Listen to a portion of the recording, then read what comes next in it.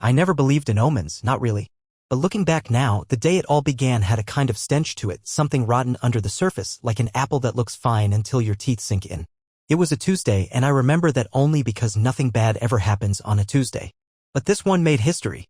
We were supposed to have dinner with her cousin and his fiancée. Casual, just pasta and bad red wine at our place. I came home a little late from work, arms full of groceries, tie loosened, still on a conference call. The front door was unlocked. I didn't think much of it at first, she was always a little careless with stuff like that.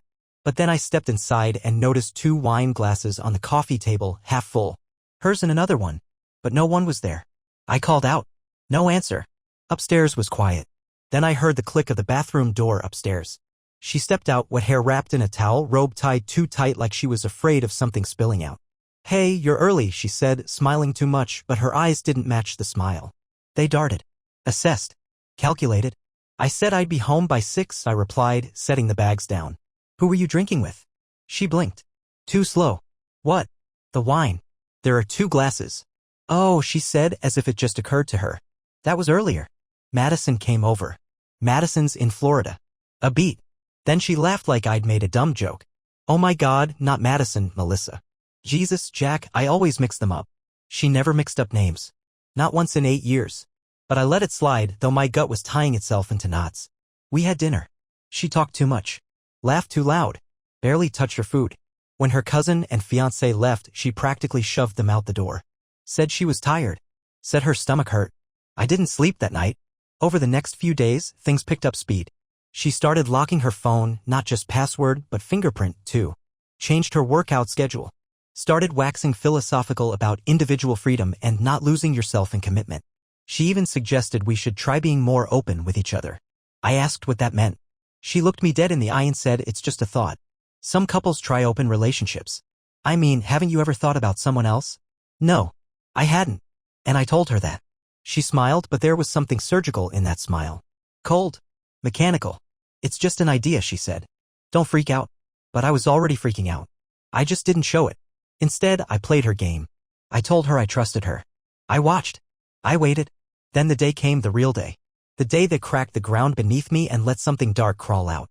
She left her laptop open on the kitchen island. Not unusual.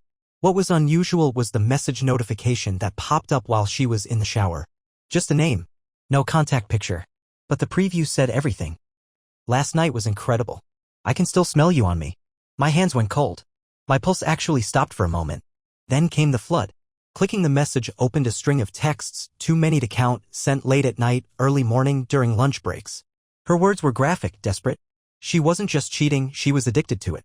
Telling him things she never once said to me. Things I didn't even know she thought about. Jokes they shared, inside stories, nicknames. Whole little world behind my back. I didn't confront her right away. No, I watched her finish her shower. I watched her sit on the couch, hair wrapped in a towel, scrolling through Pinterest like she wasn't shattering my spine just by existing. Then I walked over. Calm. Dead calm. I saw the messages. She looked up. What messages? Don't do that. Silence. Then she did the worst thing possible, she rolled her eyes. Okay. Fine. Yes. I'm seeing someone. It's not that big a deal, Jack. Not that big a deal? I asked who he was. She said it didn't matter. I asked how long. She said long enough to know she wanted something different. I asked why. You became boring, she said, sipping her tea like she was giving me a Yelp review. Predictable. I need more. I didn't yell. I didn't cry. I just stood there. My hands weren't shaking. My voice wasn't raised. But inside everything was turning to smoke. Then she said it, her final card. I want to open our marriage. My knees nearly buckled. Not because of the request, but because of how casually she dropped it like we were discussing new curtains or takeout. And then she added, oh, and I might be pregnant. I said nothing. Nothing at all. She kept going. Don't freak out, I don't even know whose it is yet. I'm getting a test next week. I thought you should know. I looked at her, really looked at her for the first time in months, maybe years. She was no longer my wife. She was something else. Something I didn't recognize. Something that smelled like betrayal. And in that moment I knew what I had to do. Not scream. Not fight. No revenge fantasies. But I was going to erase her. Piece by piece. Thought by thought.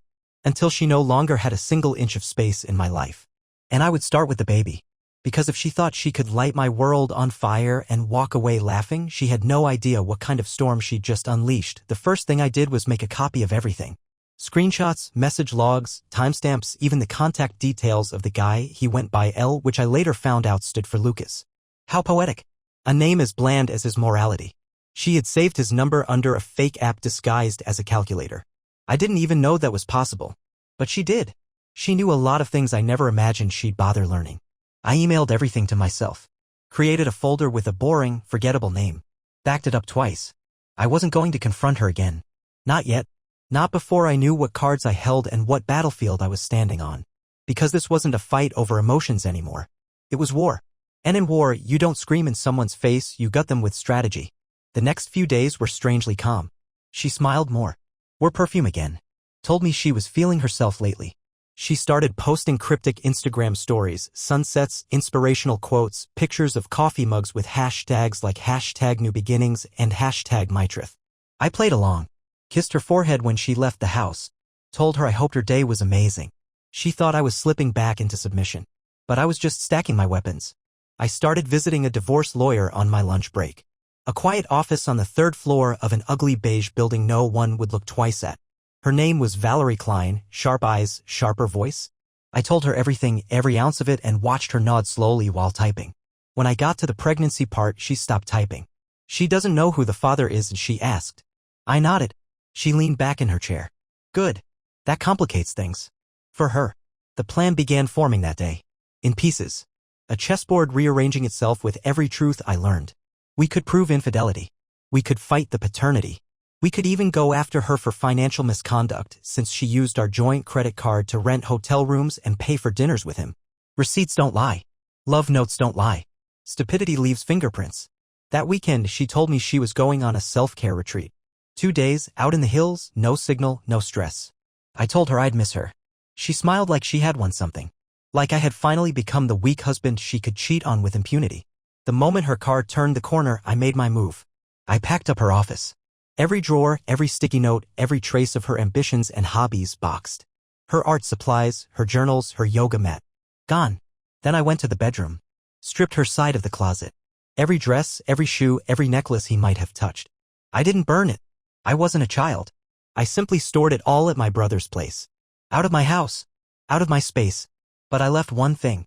On the bed, I placed the printed screenshots. In chronological order. With a note on top that said, "You wanted openness. Consider this the consequence." She came back Sunday night, tired, sunburnt, and smiling. She walked in humming, suitcase dragging behind her. Then silence. I didn't look up from the kitchen when she screamed. She burst into the room, paper in hand. What the hell is this? I looked at her the way one might look at a particularly boring insect.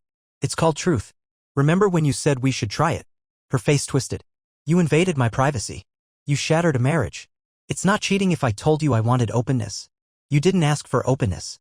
You informed me of it after the fact while carrying someone else's maybe baby. Her eyes narrowed. She wasn't used to me talking like that. She wasn't used to me standing. But I had already made the decision. She opened her mouth to yell something, maybe to start a new manipulation, but I cut her off. You have until the end of the week to leave. Her mouth hung open. You're throwing me out? You opened our marriage, got pregnant, and now I'll show you what consequences really mean. I want you gone from my life, along with your illegitimate child. She stood frozen, stunned, trying to piece together a counterattack. But there was none. Not this time. Where am I supposed to go? That's not my problem anymore. The tears came then. Not real ones. Not remorse. Panic. The kind of tears people cry when they realize their parachute didn't open. And I didn't even flinch. She didn't leave that night. Of course she didn't. People like her don't just slither away when exposed. They squirm, they manipulate, they twist the story until they're the victim of some grand injustice. I woke up the next morning to the sound of her crying into the phone. Loud enough for me to hear? Just loud enough. I don't know what happened, he just snapped. He went through my things, I'm scared. That's how she played it. As if I'd gone off some emotional cliff. As if her betrayal was a paper cut and my response was a guillotine. She had moved into full survival mode, trying to drag sympathy out of anyone who would listen. And it worked for a minute. Her sister texted me something dramatic about grace and forgiveness. Her mother left a voicemail, the kind where she tried to sound gentle but it dripped with contempt.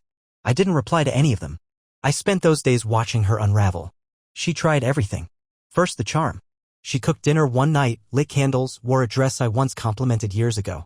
I came home to the smell of her cheap perfume and rosemary chicken. I walked past it all, straight to the guest room. Didn't say a word. Then came the guilt.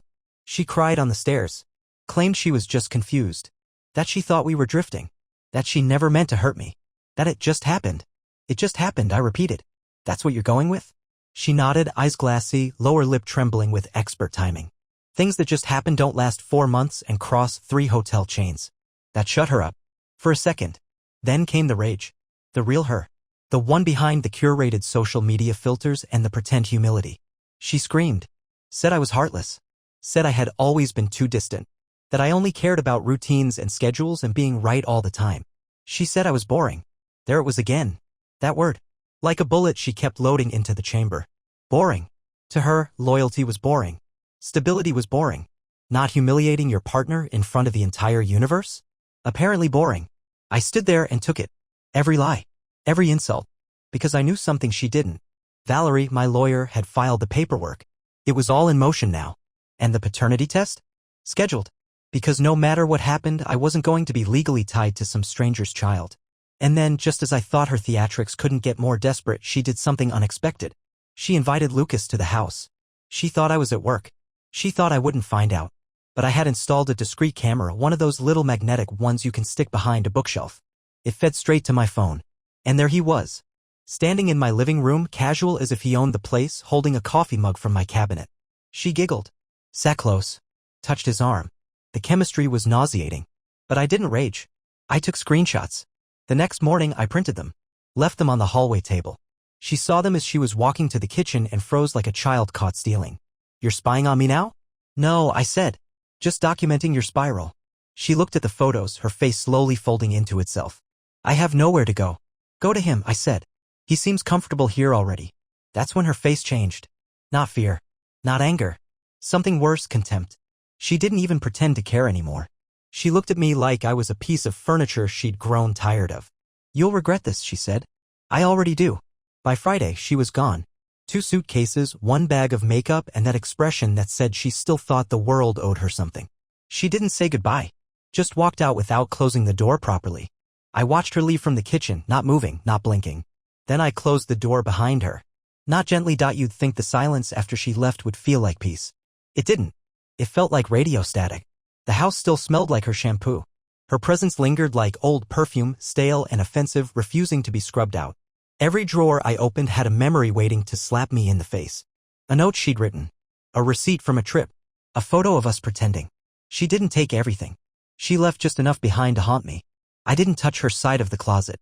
I didn't throw away the coffee mug she always used or delete our Netflix profile. I left it all like a crime scene, untouched. Not because I couldn't let go, but because I wanted to feel the full rot of what she'd done. I didn't want to escape it. I wanted to study it. Dissect every moment where I ignored my instincts, every excuse I swallowed, every red flag I painted white. I met with Valerie again. She had already served the papers. There was no negotiation anymore, only execution. She told me something that stuck. You're not divorcing a wife. You're cutting out a tumor. Do it clean. No mess. No second thoughts. The paternity test results were still pending. But we both knew what they'd say. She hadn't touched me in months.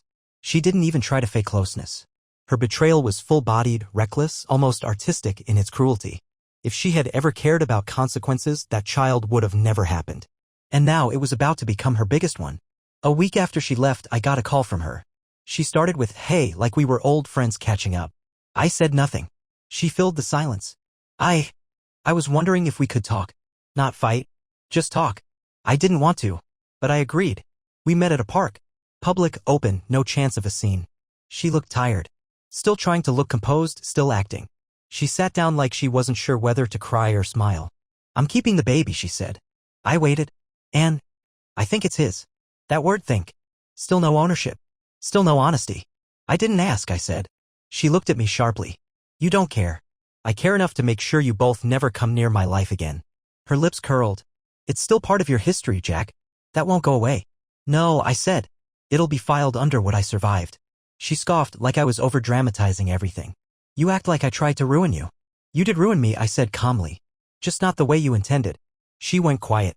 Then she tried the worst tactic yet, regret. Not real regret. The strategic kind. I miss you. I laughed. Not loudly. Just a single, sharp breath. You miss what I gave you. Stability. Patience. Unquestioning trust. You miss not having to fake being a good person. Her face fell. Lucas is not who I thought he was. Neither are you. She didn't cry. She didn't even try to.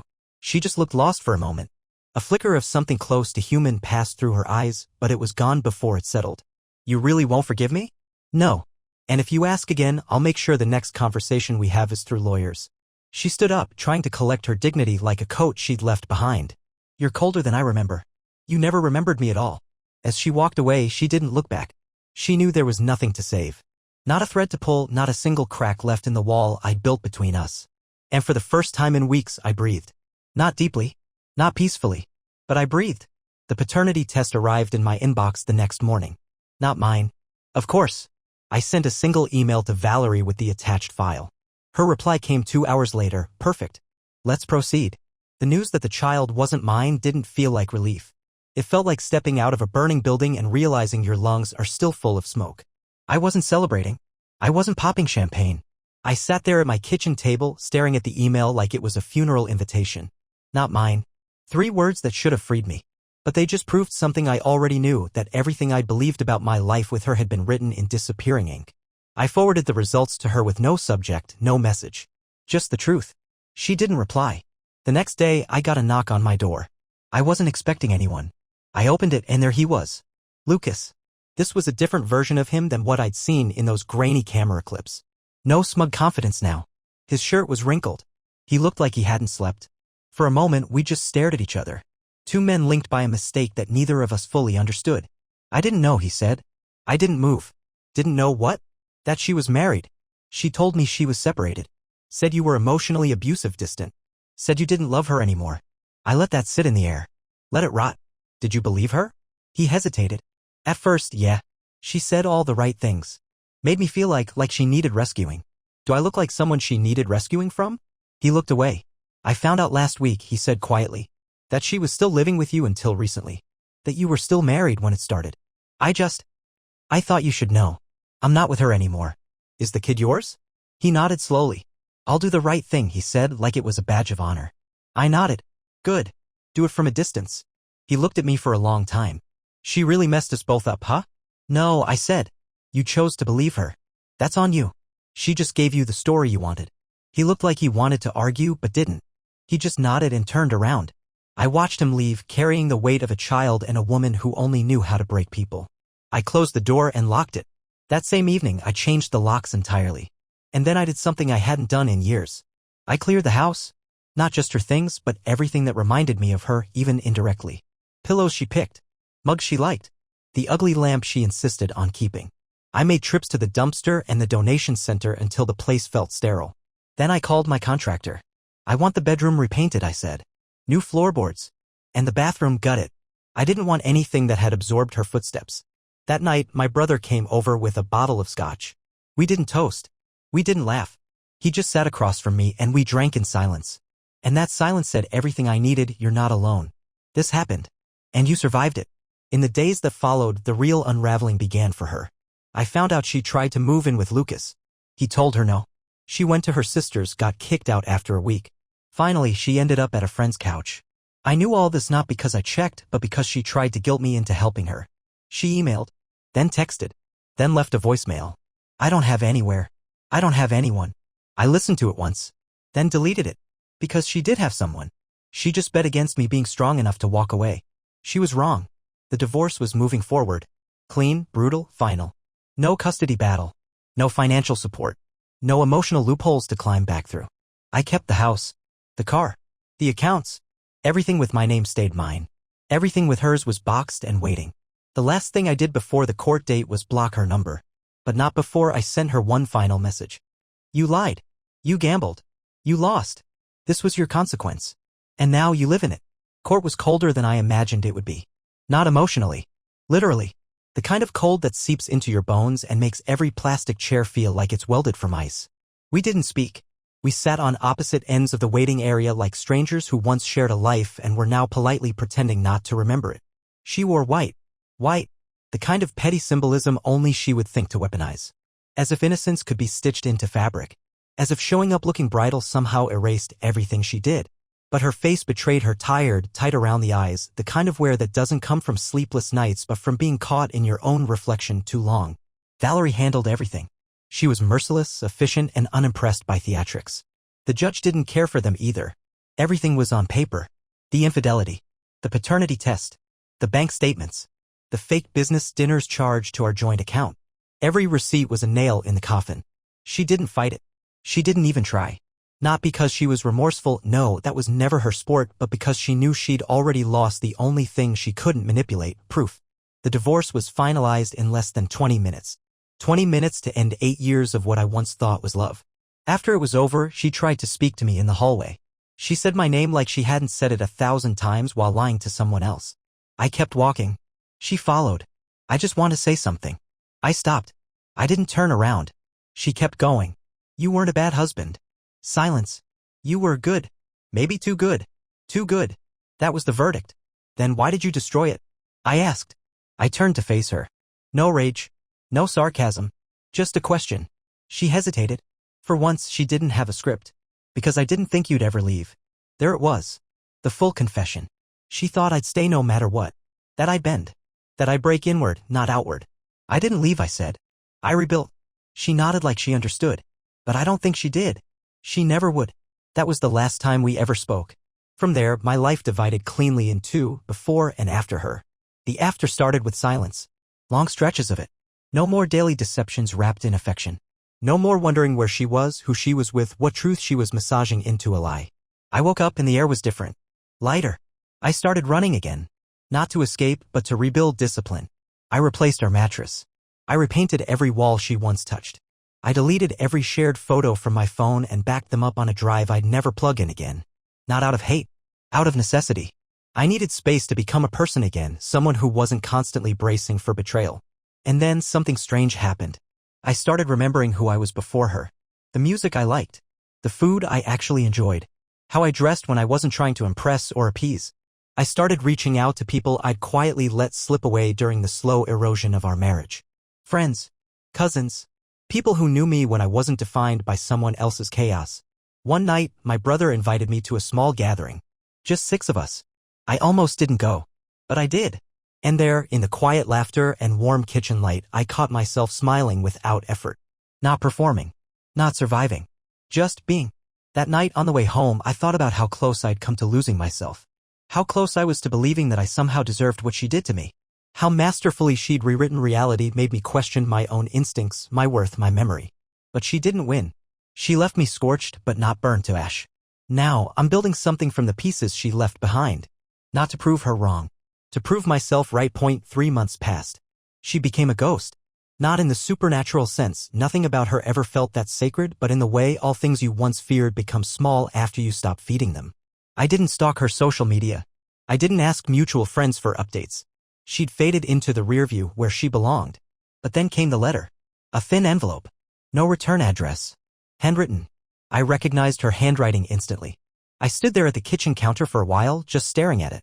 My mind rolled through every possibility, manipulation, regret, blame, another desperate twist of the knife. I opened it anyway. Inside was a single sheet of paper. No greeting. No apology. Just a short message. You'll regret turning your back on me. You think you've won, but you haven't even seen what losing looks like yet. I read it once. Then again. I wanted to laugh, but something about the calm cruelty in her words made my skin crawl. It wasn't just bitterness. It was calculation. She was cornered now, and cornered people don't become quiet, they get creative. That same night, my email pinged with a notification, a fake Yelp review about my business. 1 star. Completely fabricated story about harassment, dishonesty, even a vague threat of legal action. I knew exactly where it came from. 2 hours later, another email. This one from a local number with no name attached. Jack, we need to talk. This is going too far. No signature. No explanation. Then a third email came, this one from Lucas. Subject, please call me. I didn't open it. I didn't need to. The next day, I received a call from Valerie. She was sharp as ever, but her tone had shifted. She's trying to stir the pot, she said. Harassment claims. Emotional damage. I've seen this before, she's laying groundwork. She wants to flip the narrative. To what? I asked. I'm the monster now? She doesn't need truth, Valerie replied. She needs chaos. It's her only power left. For a moment, I felt that old ache in my chest. The fear that no matter how clean the cut, she'd find a way back in through the scars. So I went proactive. I called a meeting with Valerie and a private investigator she recommended. We reviewed everything again, every message, every voicemail, every screenshot. We mapped a timeline, not for revenge, but for protection. Legal, airtight, undeniable. Then came the most disturbing twist yet. The investigator returned with something unexpected. She's not just trying to make you look bad. She's telling people you abused her. He showed me screenshots of messages sent from burner accounts, DMs to old colleagues, whispers to family, vague posts on community forums. Always the same story. I was controlling, paranoid, volatile. It was like watching her build a fictional version of me piece by piece. I didn't panic. I prepared. Valerie filed for a cease and desist. We notified every contact who received false information. Sent them the legal documentation, the paternity test, the affair records. Most of them fell silent immediately. A few even apologized. One, however, didn't. Her cousin, the one we'd had dinner with the night this all started, sent me a message. "Man, I'm sorry." She came to us crying. Said you were spiraling. We believed her. But after seeing this, we were wrong. Another piece of her armor cracked. I realized something else then. She didn't want me back. She wanted control back. I had taken away her story. Her audience. Her favorite role, martyr. Now she was spinning in the dark, talking to shadows, hoping someone would still clap. But there was no applause left. Only silence. And that silence finally belonged to me. I started waking up before my alarm again. It was a small thing, but it meant more than I expected. No dread dragging me out of bed. No phantom tension in my chest. Just air. Just time. And the freedom to use both without wondering who I was lying next to. I was rebuilding, yes, but not like a man patching a broken wall. More like someone redesigning the blueprint from scratch. Then came the subpoena. Hand-delivered. Middle of a calm Tuesday. Unassuming envelope. Heavy contents. She was suing me. Not for money. Not for custody. But for defamation of character, emotional distress, and slander. It was laughable. A joke that had been typed in legalese, signed, and sent with enough ego to fill a courtroom. But Valerie didn't laugh. "She's trying to bait you," she said. "She knows it won't hold up. She wants you to break protocol. Get angry. Send the wrong text. Make a mistake." So I didn't. I sat with it. Thought it through. And then we responded. Not with fire. With ice. Documentation. Timelines. Witnesses. Financial records. A line-by-line takedown of every false accusation she'd crafted in her theater of resentment. That should have been the end of it. It wasn't. 1 week before the hearing, I got a visit. Not from her. From her father. The man hadn't spoken a word to me in 5 years. We were never close, and he made it clear early on he thought I was too quiet, too reserved, not ambitious enough. But there he was, standing on my porch, hat in hand, looking about 10 years older than he had the last time I saw him. "Can we talk?" he asked. I let him in. He sat on the edge of the couch like he was afraid it might bite. "She's not well," he said finally. "I know that now." He didn't defend her. He didn't apologize, either. Just laid it out. "She's been lying to everyone. Changing her story every week. Says you hit her one day, says you ignored her the next." Lucas left. He took the baby and moved in with his mother. Filed for full custody. My chest didn't swell with pride. It sank with pity. Not for her, but for the wreckage she insisted on dragging behind her like a trophy. "She thinks you ruined her life," he added. I looked him dead in the eye. "She ruined her own life. I just stopped helping her hide it." He nodded. Slowly. Like it hurt to admit. "I'm not asking you to forgive her," he said. "I'm asking you to finish this with dignity." I stood up. Walked to the door. Opened it. "I already am." He left without another word. The hearing came and went. Her claims didn't survive cross-examination. The judge dismissed them so quickly it felt almost cruel. Valerie didn't smile. She didn't have to. The victory was in the silence that followed. After the dismissal, I passed her in the hallway. She didn't look at me. Didn't curse me. Didn't spit or scream. She looked at the floor. And that was the first honest thing I'd seen from her in over a year. She had finally run out of versions of herself to hide behind. And I was still standing. 6 months after the court dismissed her case, I got another letter. But this one wasn't from her. It was from Lucas. Typed, not handwritten. No threats, no demands. Just plain text on white paper. I read it at the kitchen counter, same spot where I'd first opened her confession email, same place I'd first stared at a message that gutted me. "Jack, I don't expect you to respond. I wouldn't if I were you. I just wanted you to know she's gone. Not dead. Just vanished. Took a bus out of state 2 weeks ago. Left the baby with her mother. No warning, no plan. We filed abandonment paperwork. Her mother's trying to gain guardianship. I'm still in it, but not as a father. Just someone who refuses to leave a kid behind. He's not to blame for any of this. I want you to know something else. I believe you now. I see it. Everything." She nearly broke me too. If I hadn't caught her trying to sell my laptop last month, I'd probably still be in denial. There's nothing left of her but stories. And none of them match. Take care of yourself. You got out. That makes you lucky. L. I folded the letter and set it aside. Didn't cry. Didn't curse. Just sat with it. Because there it was. The final confirmation. I wasn't crazy. I wasn't paranoid. I wasn't the villain in some twisted tale she told to make herself the victim. She'd spun the same web with Lucas, with her family, with anyone who offered her the smallest bit of sympathy. And eventually, the web tangled around her ankles and pulled her under. She had no more homes to destroy. No more lies that would buy her time. She was a vanishing act now. A name that only existed when people whispered about mistakes. And yet, I didn't hate her. I didn't love her either. What I felt was something stranger, emptiness that didn't hurt. Like a wound that had closed and left no scar. Just smooth skin and a memory. I went to visit my parents a week later. First time since the divorce was finalized. We sat on the back porch, drinking iced tea, listening to the crickets. My mother didn't ask questions. She just squeezed my hand and said, "You look lighter." And I did. I'd cut off the rot. I'd torn out the roots that wrapped around my spine. I wasn't the same man anymore. But I was finally my man again. That weekend, I took a box out of the attic. Inside were the last remnants of our life together. Photos. Cards. Old anniversary notes. The hotel receipt that led to everything. I burned it all in a steel barrel out back. Not out of spite. Out of ceremony. It was my funeral for the man I'd been under her shadow. And as the smoke curled into the sky, I whispered two words, quiet, final. Never again. 1 year later, almost to the day, I found myself back at that same park where she told me she might be pregnant with someone else's child. This time, I was there by choice.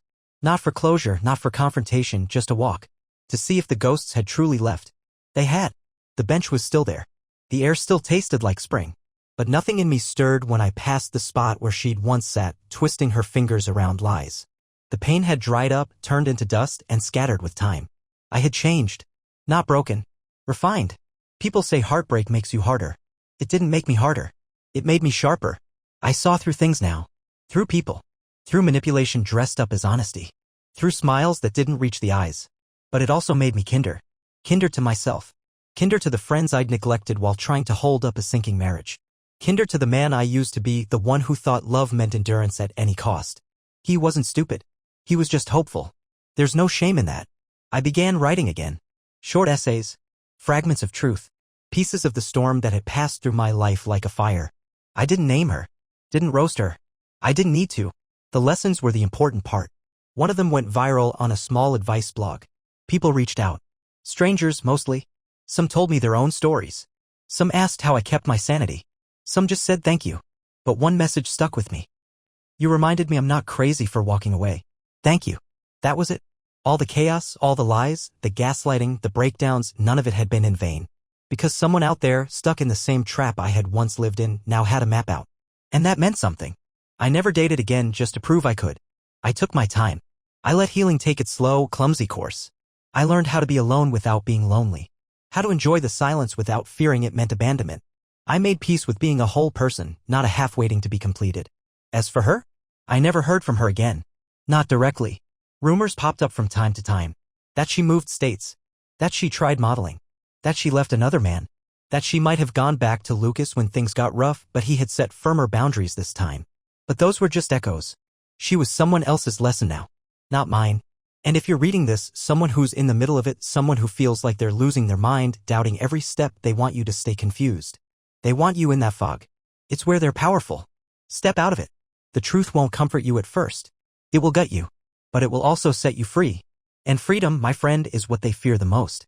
Because when you stop chasing, they vanish. And when they vanish, you begin.